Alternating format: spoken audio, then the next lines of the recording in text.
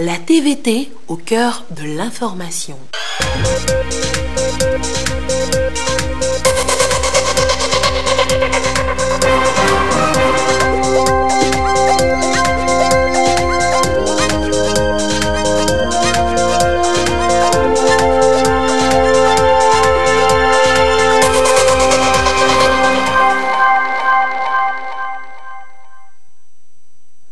Favoriser l'accès des populations togolaises à l'eau potable où qu'elles se trouvent sur l'ensemble du territoire, pour le gouvernement, c'est un pari à gagner à tous les prix. Et dans les régions maritimes et des plateaux, plusieurs mini-adductions d'eau potable ont été réalisées. À suivre dans un instant. Suivi, évaluation sur le terrain, le ministre en charge de l'agriculture s'est rendu dans les plateaux pour apprécier le test d'adaptabilité aux conditions agroécologiques de 2 variétés hybrides de maïs. Il s'est dit satisfait du travail. Vous l'entendrez. Voilà pour le sommaire. Où que vous soyez, vous êtes en direct sur la télévision togolaise. Bonsoir, bienvenue dans cette édition. Pour atteindre les objectifs durables de développement, le Togo prévoit de toucher 200 000 personnes d'ici à 2030 en matière d'accès à l'eau potable. Le taux de couverture dépasse les 58%. Progressivement, le gouvernement compte relever le défi d'accès à l'eau potable pour tous. Mais comment? Élément de réponse avec Lucassi. De l'eau potable pour la population de Togoville dans la préfecture de Vaud. Ici, elle s'approvisionne à l'une des 16 bornes fontaines dont dispose la localité. À quelques mètres de la fontaine publique, la mini-adduction d'eau potable. D'une capacité de 200 mètres cubes, elle dessert plus de 1800 personnes. Le village de Moné-Houpati jouit également des mêmes infrastructures. C'est pour favoriser l'accès des populations à l'eau potable en tout lieu et en tout temps. Dans les lacs, Aklakou et Kpemé comptent tous deux environ 4000 personnes. Ces villages abritent respectivement des mini-adductions d'eau potable de 400 et 300 mètres cubes. Avec leurs nouvelles bornes fontaines, elles font le bonheur de ces populations, autrefois obligées de parcourir des kilomètres pour s'offrir de l'eau.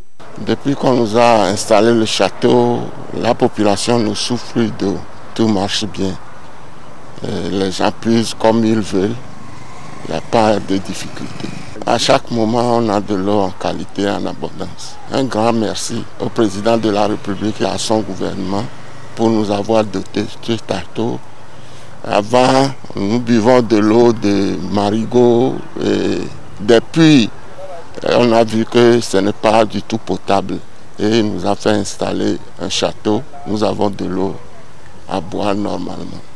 Ça dessert Foliga, ça dessert Gunkopé, ça dessert Agbodrafo, et puis c'est Achikopé même, Djasseme aussi. C'est le jour de marché à Gbletakpessou. À l'entrée de l'agglomération, située à quelques kilomètres d'Anéhor, c'est le château d'eau qui nous accueille.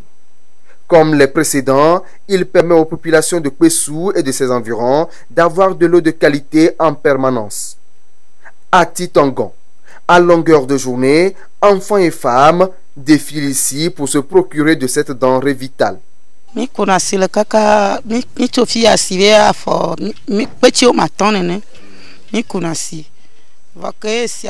parcourions environ 5 km avant pour chercher de l'eau.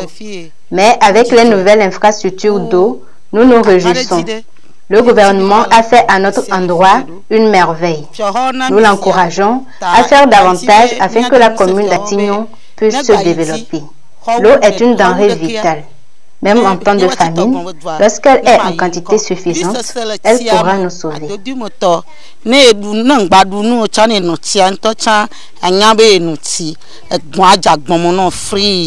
De la préfecture du Bamono, cap sur Sédomé dans le Yoto. Un village situé à environ 25 km de Tabligbo. C'est une communauté comblée que nous retrouvons également. Elle profite au maximum de son château d'eau de 400 mètres cubes. La population d'Ahépé n'est pas laissée pour compte. De loin, l'on peut apercevoir la mini-adduction d'eau potable de la ville. D'une hauteur de 30 mètres sous la cuve, elle supplante les habitations. C'est la plus grande de toutes, avec 800 mètres cubes de capacité. Outre les bornes fontaines installées dans tous ces milieux qui abritent les mini-additions d'eau potable, les populations ont la possibilité de faire des demandes de raccordement personnel à un coût dérisoire. C'est une décision du chef de l'État pour améliorer les conditions de vie des Togolais. J'ai demandé à ce qu'on m'apporte de l'eau et puis j'ai fait les formalités qu'il faut. Et j'ai payé, ils m'ont envoyé le reçu et puis dans une semaine ou 2 semaines, la pompe est arrivée et l'eau coule bien. Je suis très satisfaite. Et vraiment, je suis heureuse maintenant dans ma maison. J'ai payé 25 000 francs. Le coût a été diminué, beaucoup diminué. Ça nous a bien arrangé. Je bénis le Seigneur pour la vie du gouvernement. C'est grâce à eux aujourd'hui que j'ai de l'eau chez moi. 34 mini-adducteurs d'eau potable ont été réalisés dans les régions maritimes et des plateaux. 24 avec l'appui de l'Union européenne, 8 avec le soutien de la Banque islamique de développement et 2 dans le cadre du projet de développement rural de la plaine de Djagbé via un partenariat avec la Banque islamique de développement et la Banque arabe pour le développement économique en Afrique. Et pour favoriser un accès efficient des populations bénéficiaires à l'eau potable à partir des infrastructures mises en place et leur permettre de bénéficier d'un service moderne d'eau potable, l'exploitation de ces mini-adducteurs d'eau a été confiée à la Togolaise des eaux TDE.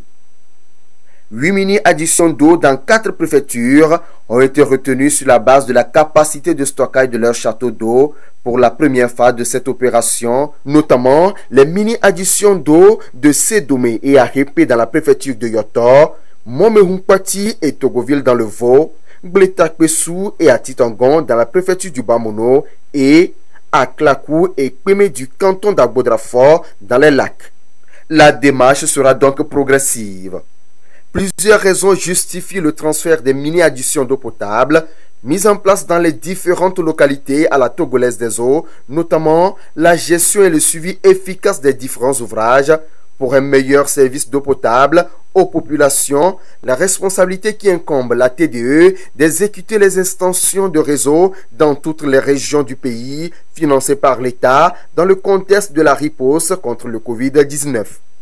Incorporées dans le périmètre d'exploitation de la TDE, ces mini-adductions d'eau bénéficient de toute l'attention requise des services techniques de cette société qui se doit de veiller à assurer notamment le traitement de l'eau, la permanence de la fourniture d'eau, le raccordement des demandeurs au réseau d'eau, les réparations des fuites et pannes diverses.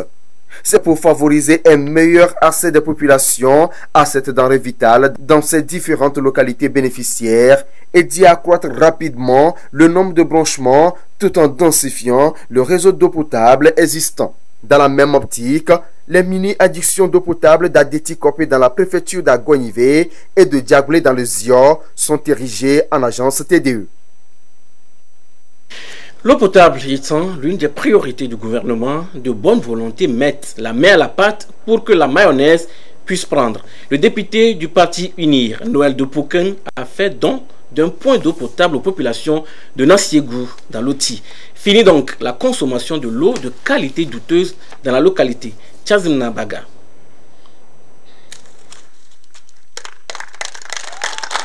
La communauté de Nassiégou, dans la préfecture de l'Oti, dispose désormais d'un point d'eau potable. C'est un don de l'honorable député de l'Union pour la République UNIR, Noël de Pouken, dans son rôle social en faveur des populations vulnérables de sa circonscription électorale de l'Oti Nord. L'eau, c'est la vie. Quand une population souffre d'eau, tout est bloqué, que ce soit au foyer, que ce soit même dans les activités économiques. C'est un devoir pour nous parce qu'une population pour laquelle on a été élu député, qui vient poser une doléance comme celle de l'eau, vraiment, je suis soulagé cet après-midi, puisque satisfait. Nous remercions les bonnes volontés. En premier chef, nous remercions le chef de l'État, son Excellence M. Faure Essoufou Gnassingbé, qui a encore permis que certaines activités sur le plan économique puisse se réaliser. Et cette réalisation est aussi possible grâce à la paix et la sécurité. Fini donc les maladies diarrhéiques liées à la consommation d'eau de qualité douteuse, mais aussi de longues corvées à la recherche de cette denrée vitale pour les populations de Nassiégou.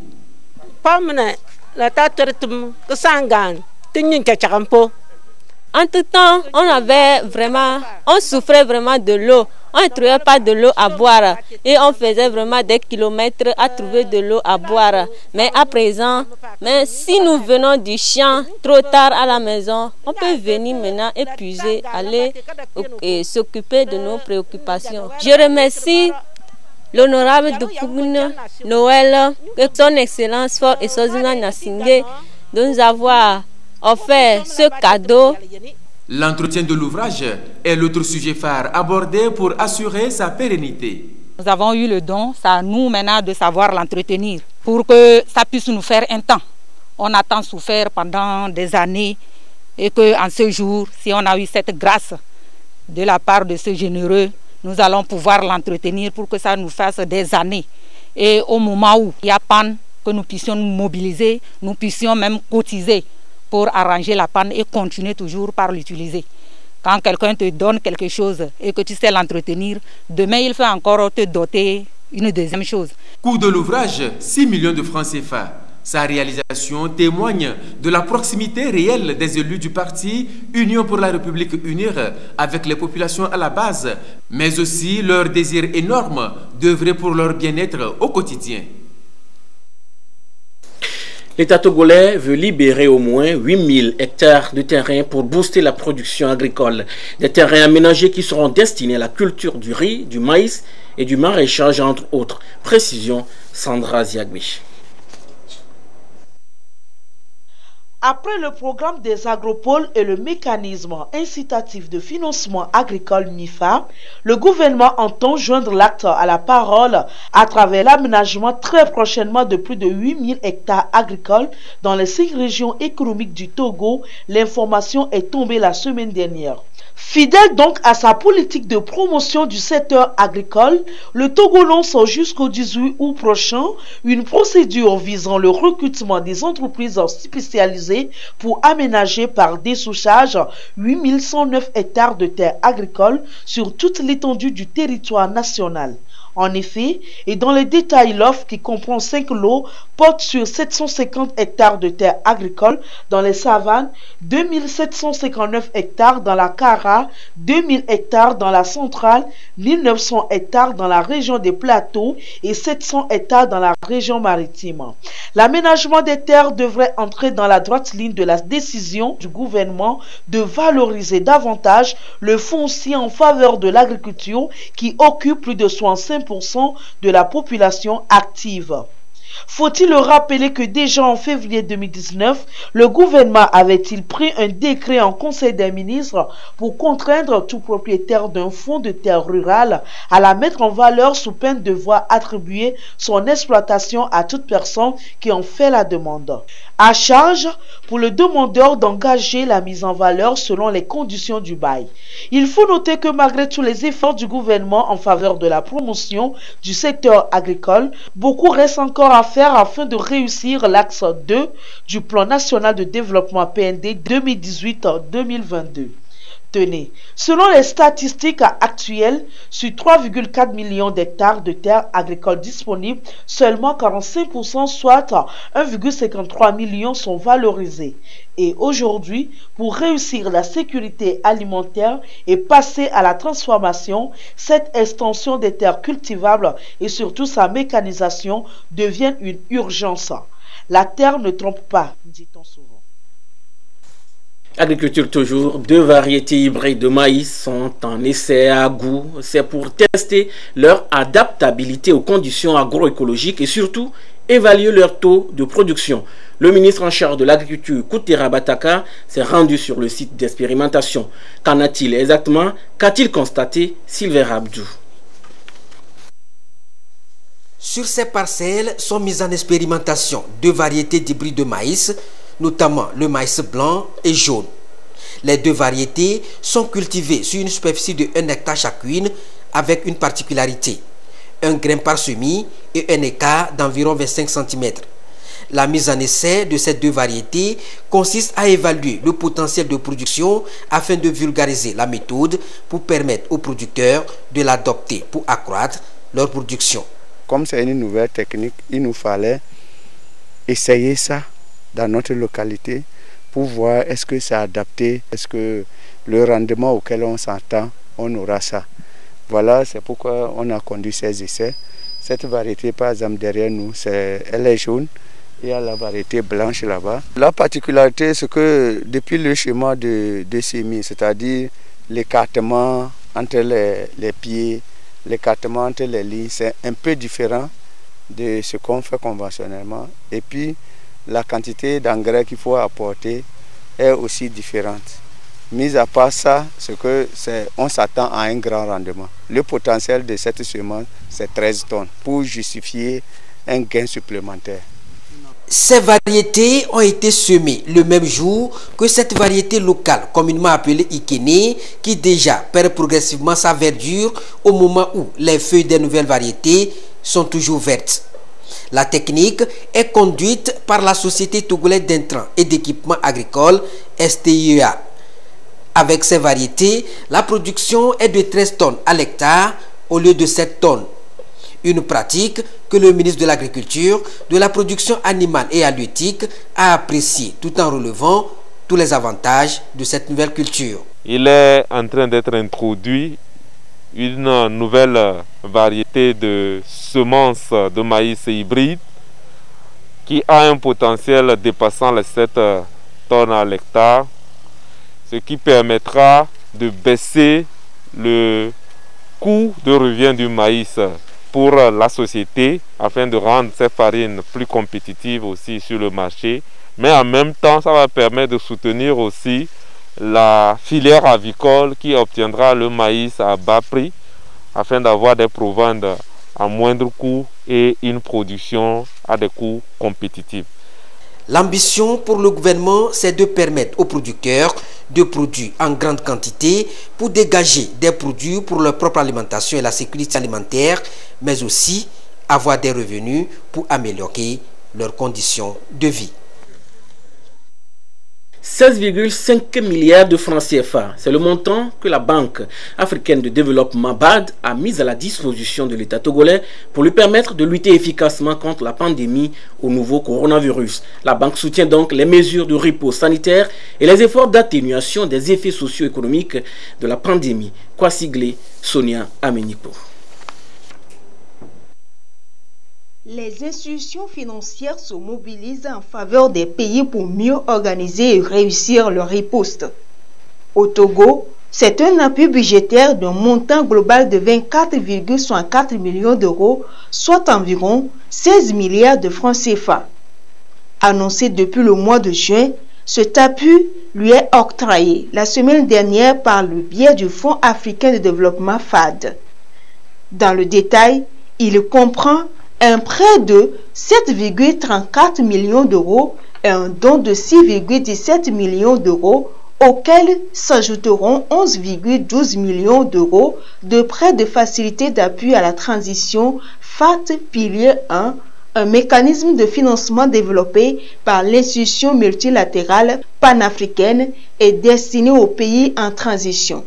Cette subvention devrait aider le Togo à renforcer sa résilience économique et sanitaire et surtout contribuer à combler les pertes de recettes engendrées par les mesures de restriction et d'accompagnement mises en place par le gouvernement dès la survenue de la maladie sur le sol togolais. Rappelons que, déjà face à cette pandémie et craignant surtout le risque de crise alimentaire que fait planer la persistance du Covid-19 sur le Togo et ses voisins, la BAD avait décidé en juin dernier de réaffecter une enveloppe de 3 millions de dollars destinée au projet des agropoles à l'acquisition d'intrants agricoles. Ces fonds du Fonds africain de développement FAD, précédemment approuvés pour appuyer le projet de transformation agroalimentaire du Togo, PTA Togo, était destiné à l'achat d'intrants agricoles et semences pour environ 150 000 petits exploitants agricoles. Pour la BAD, l'utilisation de ces intrants devrait permettre d'augmenter la production de 12 700 tonnes de maïs, de 18 000 tonnes de riz, de 1 700 tonnes de graines de sésame et 2 200 tonnes de production maraîchère. Alors que le Covid-19 continue ses ravages et compromet toutes les prévisions économiques, la Banque africaine de développement dit craindre une crise alimentaire similaire à celle de 2008 pour un pays fortement dépendant de l'extérieur et de son secteur agricole. Le dit secteur encore peut financer environ 0,2% des crédits bancaires à l'économie, représente plus de 40% du PIB et emploie près de 65% de la population active. Si aujourd'hui, plusieurs initiatives ont été mises en place pour encourager la production, la transformation et la consommation locale, le Togo traîne encore une balance commerciale fortement déficitaire avec une facture des importations alimentaires qui s'alourdit d'année en année. Le centre médico-social d'Abonou à Takwame, celui de Moretan dans l'Est Mono, ont bénéficié d'un don du programme des Nations Unies pour le développement PNUD. C'est un appui en équipement médical pour mieux assister les femmes enceintes. Un don pour la réduction de la mortalité maternelle et infantile. Sylvain Abdou. Le programme des Nations Unies pour le développement PNUD, aux côtés des centres médico-sociaux pour renforcer le plateau technique destiné à améliorer les soins de santé des populations surtout rurales. Ce sont des équipements sanitaires, notamment des appareils d'imagerie médicale, des échographes avec accessoires et bien d'autres matériels médicaux pour accompagner la gente féminine, surtout les femmes enceintes et de leur fœtus. Des appareils qui vont désormais leur permettre d'effectuer tout examen de grossesse. Ici au CMS Agbonu, c'est le maire de la commune Ougou 1 qui les a réceptionnés au profit du centre. Le PNUD vient de faire un geste qui établit bien qu'ils sont attachés à la santé de nos populations, de nos communautés à la base. Et notre sentiment, c'est celui d'une grande satisfaction parce que la santé est directement en lien avec le développement qui lui-même est intrinsèquement lié à la paix. Et ce sont autant de valeurs que nous souhaitons continuer à cultiver dans notre pays. Autre bénéficiaire de ce geste du PNUD, le centre médico-social de Moretan dans l'Est Mono. Une action pour aider les femmes à faire facilement leur examen d'échographie et bien d'autres examens spécialisés. Ce don vient, selon le responsable de la santé, relever les défis dans le secteur. Ça vient renforcer le plateau technique parce que le CMS Moretan est un centre de référence en matière de soins obstétricaux et néonataux d'urgence, SONU B. Donc tout ceci vient renforcer la résilience du centre qui va pouvoir continuer par donner des prestations de qualité aux femmes enceintes tout en respectant les mesures barrières. Cet appui du programme des Nations Unies pour le développement entend donc améliorer les actions dans les formations sanitaires pour mieux lutter contre la mortalité maternelle et infantile. Le programme des Nations Unies pour le développement a voulu accompagner le gouvernement togolais dans la lutte contre la mortalité maternelle et infantile. C'est pourquoi on est venu avec ces lots d'équipements. Il y a l'échographe avec tous ces accessoires et aussi pour essayer de les accompagner le gouvernement dans son plan national. On s'est dit qu'on doit aussi les accompagner au niveau opérationnel avec quelques intrants de prévention et contrôle de l'infection, surtout en milieu hospitalier pour la prévention et le contrôle de l'infection. L'opération s'inscrit dans le prolongement de la célébration de la Journée internationale de la femme, une manière pour le PNUD de soutenir les femmes et surtout leur garantir une meilleure santé de la mère et de l'enfant à partir des consultations prénatales. Sensibilisation et communication sur le Covid-19 dans les communautés rurales au Togo, c'est un projet de l'Observatoire togolais des médias OTM. Il est soutenu par OSIWA, Open Society Initiative for West Africa. Des posters et des spots seront diffusés en langue locale sur 40 radios partenaires pour mieux observer les mesures barrières. Solange Amandé, Sonia Méni pour précision. Chaque jour, les statistiques en parlent et les chiffres ces derniers temps interpellent. Le nouveau coronavirus sévit toujours. Face à l'urgence sanitaire, l'Observatoire togolais des médias OTM va en guerre contre cette pandémie dans les communautés rurales au Togo à travers un projet de sensibilisation et de communication. Nous faisons partie des associations et ils nous ont demandé à ce qu'on aille transmettre les mesures barrières et les manifestations, ce qu'on doit faire pour éviter cette maladie qui ravage le monde entier. En tant qu'association, nous intervenons spécialement au niveau des femmes rurales, et on prend ça aussi de la jeune fille. Bon, en tout, on s'occupe aussi des enfants. C'est une bonne chose que les médias soient impliqués, puisque c'est les médias qui doivent véhiculer les messages. Ça nous a outillés pour pouvoir apprendre aux populations l'utilisation ou bien comment se tenir, comment faire pour éviter la propagation de cette pandémie. Déjà, la communication se fait très bien. Nous évoluons bien, nous sensibilisons les gens, nous invitons les gens à parler de coronavirus. Le projet porte des activités diverses telles la production et la diffusion des messages de sensibilisation radiophonique en langue locale sur toute l'étendue du territoire national. La pandémie continue. Et nous avons donc souhaité nous occuper exclusivement des communautés rurales. Nous avons également des spots publicitaires que nous avons commencé à diffuser depuis le 17 août dernier sur les 40 radios ciblées pour cette période, pour disons cette opération. Et puis, nous avons également avec les ONG confectionné plutôt des posters, 50 000 posters par caricature, justement, qui illustrent en tout cas les mesures barrières, les dispositions qu'il faut prendre par rapport à la loi en vigueur au Togo. Et tout cela sera affiché dans les communautés rurales pour permettre justement à ce que les populations rurales puissent avoir une idée sur l'image de respect des mesures barrières. Nous avons plutôt constaté que la lutte est plus axée sur Lomé et que ce n'est pas évident que les communautés rurales, l'intérieur, soient aussi, disons, dotées de matériel comme ce qui se fait à Lomé. La communication est un facteur clé pour sensibiliser, mobiliser les populations sur le respect des mesures barrières. La situation de la pandémie au nouveau coronavirus au Togo se présente comme suit. À ce jour, samedi 22 août 2020, le nombre de cas confirmés est de 1275, 36 nouveaux cas depuis hier.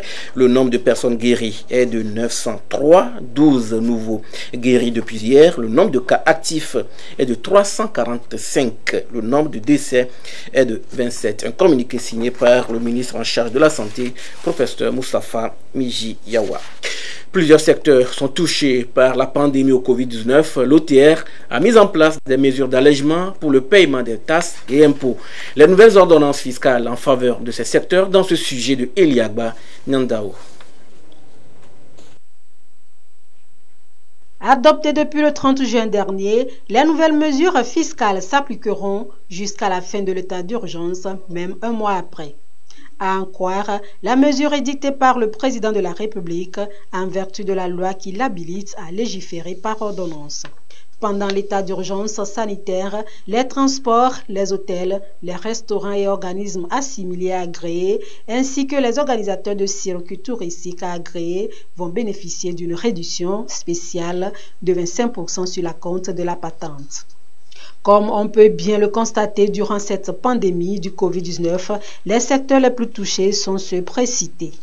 Ces réductions fiscales résultent des stipulations d'une ordonnance portant loi de financement rectificative gestion 2020 relative aux mesures d'accompagnement d'ordre fiscal et douanier liées à la pandémie du Covid-19. En effet, selon cette ordonnance, les entreprises individuelles assujetties à la taxe professionnelle unique, à savoir les transporteurs routiers, les artisans et assimilés relevant de ce régime fiscal, auront pour leur part une réduction de 50% sur le deuxième acompte de cette taxe. Aussi et surtout, faut-il aujourd'hui le rappeler que déjà en avril dernier, le gouvernement avait-il déjà pris des dispositions fiscales qui s'inscrivaient dans la même logique d'appui et d'accompagnement du secteur privé. Ainsi donc, l'on peut rappeler le taux d'imposition de 10% sur les activités d'hôtellerie et de restauration. La deuxième mesure suspend les contrôles fiscaux qui étaient en cours pour le premier trimestre. L'allègement de la recharge fiscale pour les entreprises était passé à la suspension des pénalités de retard pour les impôts qui arrivaient à échéance au cours du deuxième trimestre et la revue des pénalités au profit des entreprises qui ont subi des contrôles fiscaux. Le gouvernement, via l'OTR, a procédé à un allongement des actions en recouvrement en général et en particulier envers les PME-PMI. Les travailleurs du secteur de l'exploitation minière artisanale à petites échelles dans la région centrale ont désormais des coopératives simplifiées formalisées. Et c'est un maître relatif de l'association des femmes du secteur minier ou en entreprise du Togo. Pour une gestion améliorée de leur structure et l'autonomisation des acteurs, des coopératives ont été mises sur pied dans 25 localités des préfectures de Blita, Soutouboua et Tchaoudjo. Chris Agbedjinou, Ferdinand Diassoa. La rationalisation des structures institutionnelles des organisations clés du domaine des industries extractives est l'une des réformes que connaît le secteur minier ces dernières années au Togo. Sont aussi concernées par la nouvelle donne les coopératives simplifiées SCOOPS. Dans ce contexte, l'Association des femmes du secteur minier ou en entreprise AFEMET a débuté une tournée le 8 août 2020 dans la région centrale avec pour objectif tenir des assemblées générales constitutives des coopératives existantes. Le village de Fizade dans le canton de Kéméni, à 35 km de Sokodé, a été l'étape finale de cette mission avec la coopérative Assirifou. Ici, nous avons les participants qui sont ceux qui ont été pressentis pour être membres de ces commissions parce que nous leur avons donné les projets de statut et règlement intérieur et mise en place des groupes de base. Donc ces groupes de base ont travaillé avec tous les orpailleurs et orpailleuses de chaque localité. Les objectifs de cette activité sont atteints. Les coopératives donc sont formalisées par l'adoption des statuts et règlements intérieurs. 50 coopératives au total ont été mises sur pied dans 25 localités des préfectures de Blita, Soutouboua et Tchaoudjo. Structurée, chaque localité d'orpaillage a désormais 2 coopératives, dont une mixte constituée d'hommes et de femmes et l'autre uniquement composée de femmes. Des membres de comités de gestion et des commissions de surveillance ont été également installés. J'ai apprécié le travail. Les élus, nous serons derrière eux, nous allons les accompagner pour des réunions ordinaires, extraordinaires, pour le bon déroulement de ces activités. Nous allons les accompagner. Toutes ces actions ont connu une réussite grâce à l'appui financier de la Banque mondiale dans le cadre de la mise en œuvre du projet de développement et de gouvernance minière PDGM. Fin de cette édition, merci de nous avoir suivis. Restez avec nous sur la TVT La Première. Gardez toujours le sourire, quoi qu'il arrive. Croyez au meilleur.